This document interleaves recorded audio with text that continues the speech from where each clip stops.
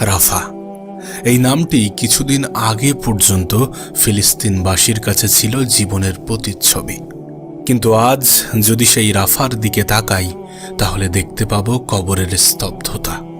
রাফাকে দেখে আজ কোনোভাবেই এটিকে কোনো জীবন্ত শহর বলেই মনে হয় না।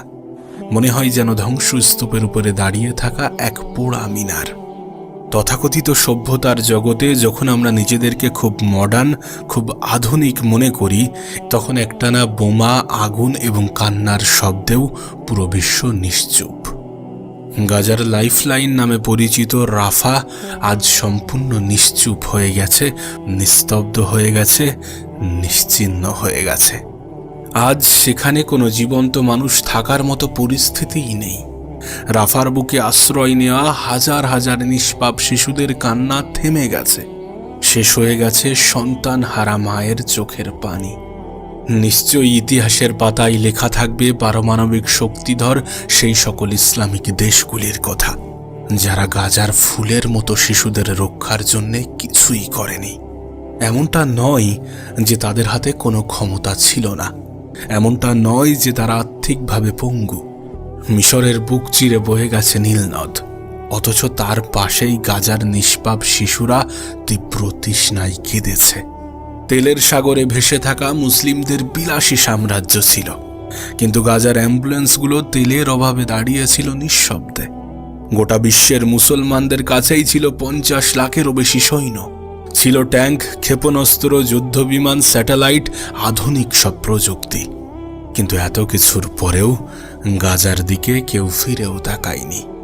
কয়েক ঘন্টা পরে গাজা হয়তোবা মুছে যাবে। আপনি হয়তোবা আমাদেরকে কেবল জান্নাতেই দেখতে পাবেন। আমাদের সংবাদগুলো আর হয়তোবা আপনাদেরকে বিরক্ত করবে না। আমরা সবাই হয়তোবা শহীদ হয়ে যাব। তোমরা হয়তোবা তোমাদের স্বাভাবিক জীবনে ফিরে যাবে। কিন্তু জেনে রেখো, আমরা তোমাদেরকে কখনোই ক্ষমা করব না। অল্প সময়ের মধ্যে গাজা নিঃশব্দে মিলিয়ে যাচ্ছে দুনিয়ার মানচিত্র থেকে। একটি একটি করে আলো নিভে যাচ্ছে, একটি একটি করে নিঃশ্বাস থেমে যাচ্ছে। আমরা বাঁচার জন্য আর্তনাদ করলেও পৃথিবী তা কানে নেয়নি। গাজা উপত্যকায় ইসরায়েলের অবিরাম বিমান হামলার মধ্যেও ফিলিস্তিনিরা এভাবেই তাদের শেষ বার্তা বিভিন্ন সামাজিক যোগাযোগ মাধ্যমে পোস্ট করছেন। 2023-এর অক্টোবর যখন থেকে ইসরায়েল হামলা শুরু করে, তখন থেকে আজ পর্যন্ত প্রায় 1.5 লক্ষ ফিলিস্তিনিকে পৃথিবীর বুক থেকে নিশ্চিহ্ন করে দিয়েছে ওরা। তাদের এই নৃশংসতার হাত থেকে শিশুরাও রক্ষা পায়নি।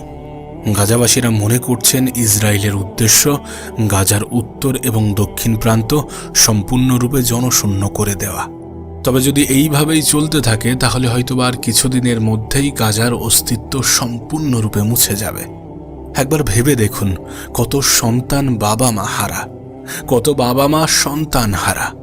তবে এই পরিস্থিতিতে শুধুমাত্র যে তাদের চোখের পানি শেষ হয়ে যাচ্ছে, বিষয়টা এমন নয়। তাদের অন্তরের ভয়গুলোও মারা গেছে।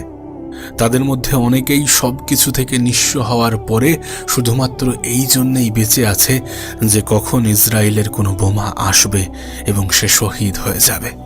আর এই সকল দৃশ্য গোটা পৃথিবী নিস্তব্ধ হয়ে দেখছে। মুসলিম দেশগুলো নীরব ভূমিকা পালন করছে, আরাম, আয়েশ এবং বিলাসিতা নিয়ে ব্যস্ত আছে। তবে বিলাসিতা একটা সময় পরে শেষ হয়ে যাবে। যাদের হাতে ক্ষমতা ছিল, সামর্থ্য ছিল, তারা কিছু না করার কারণে তাদেরকে অবশ্যই জবাবদিহি করতে হবে।